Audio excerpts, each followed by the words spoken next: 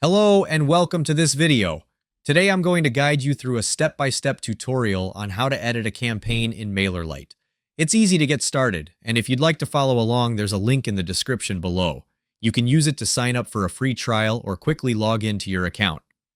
First, log into your MailerLite account at MailerLite.com. From the dashboard, click on Campaigns in the top menu.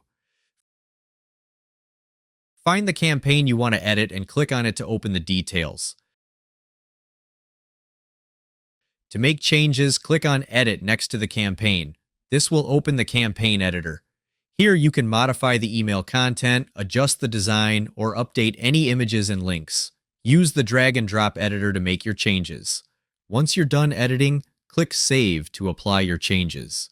If you're looking to quickly grow your email list while also earning high-ticket commissions, I've got a free training program for you, linked in the description below.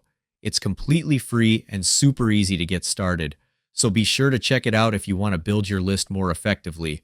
Thanks for taking a moment to watch our video and for being a crucial part of our community.